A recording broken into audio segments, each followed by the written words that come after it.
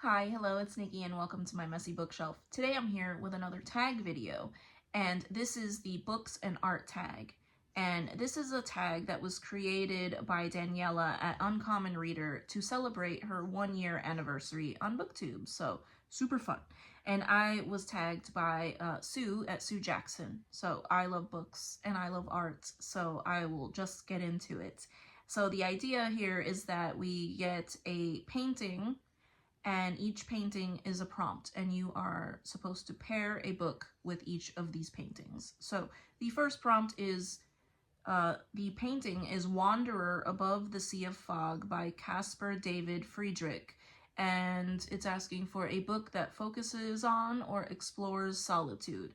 And originally I was going to say Endurance because I read that book last year and loved it, and what could be more solitary than being stuck in Antarctica for a couple of years, on the ice, never seeing another human. But I decided to go with a different book because they had their crew together. And I chose this book that I just finished this past week, and this is Isola by Allegra Goodman. And I chose this one because there is a point where this woman is alone on the island. So this is a French noblewoman who gets marooned on an island by her not so good guardian. So she gets marooned on the island with her lover, and there comes a point where she is trying to be rescued, and she spends quite some time alone. It's just her and her lover and her servants alone on an island. So they are on a pretty remote island, a rocky, barren island. So just for years, and I could not imagine being stuck for years on a remote, rocky, cold island. So it was just fantastic. I loved it, and just reading what this woman went through, because it was based on a true story, and how alone they must have felt. So yeah, definitely focuses on solitude.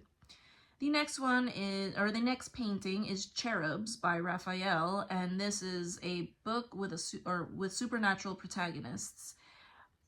I was thinking about this one, and then I thought, what could be more supernatural than The Vampire Chronicles by Anne Rice? And this is a series that I devoured as a teenager. Haven't read these in quite some time, but our protagonists are vampires, so perfect, I think, for this prompt.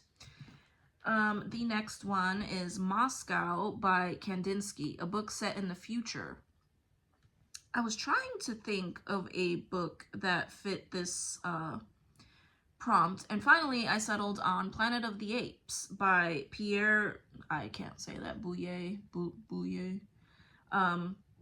This is a book I read as a teenager in my cinema and literature class in high school, and I actually have been wanting to reread this for some time. I can't remember all of the little twists in here, and I remember loving it. I remember being absolutely shocked by the plot twist. So I also loved was it Charlton Heston movie of this? But yeah, this is a sci-fi novel where it is set in the future, and this person is in space and lands on, not an island, my gosh, I almost said an island, on a planet, and humans are wild beasts and the apes are civilized, and they're the civilized creatures on this planet. So I will say no more. I think everybody's familiar either with the movie or the book. The next painting is The Cradle di Berthe Morisot. No, I butchered that. A book with a special bond between a mother and a daughter or a son. I really struggled with this prompt. I was trying to think of a special bond between a mother and children, because I had quite a few books in mind.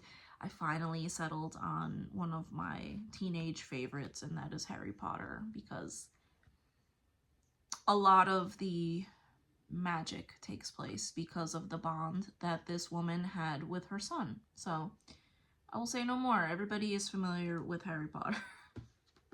The next painting is The Swing by Renoir.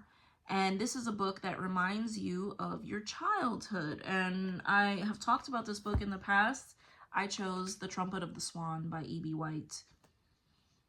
This is a book that brings all the nostalgia for me, and I was delighted when my daughter read it just a few months ago.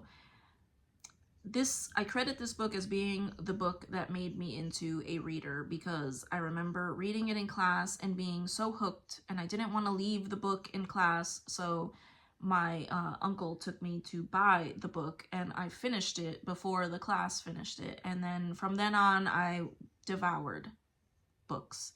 So loved it, still love it, still made me laugh when my daughter and I read it this past year. So all the feels with that book.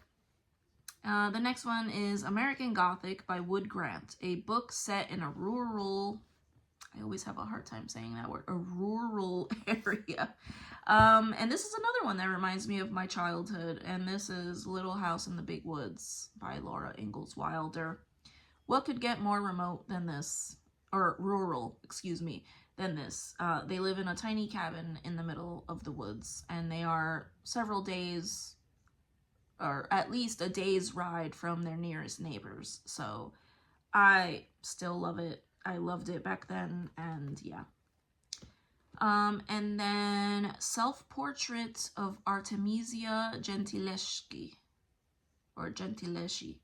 A book with a female protagonist ahead of her time, a pioneer. I do read a lot of books with female protagonists or woman protagonists, and, you know, I love that.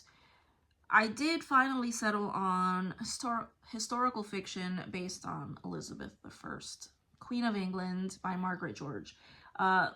So this is Elizabeth I, the novel by Margaret George, and I chose this one because as a young history student, I was obsessed with Elizabeth I. I think that she was centuries ahead of her time. She is a woman that reigned her country in her own right, because she decided, I am not going to get married and have my husband have all the power over me.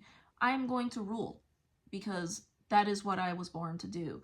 And yeah, I've been obsessed with the Tudors and Elizabeth I particularly for decades now, and love this. I love pretty much any historical fiction that Margaret George writes, but Elizabeth I, I think that she was well ahead of her time.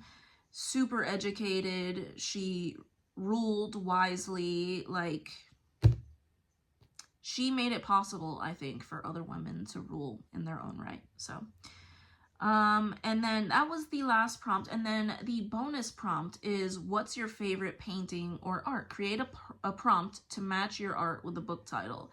So I would not say that this is my favorite painting ever, but I do love this painting, and I have seen it in person.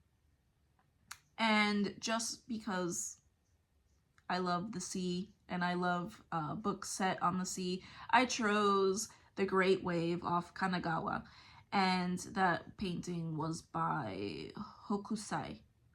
And I chose this one because it depicts a storm and some ships getting tossed around by a big wave.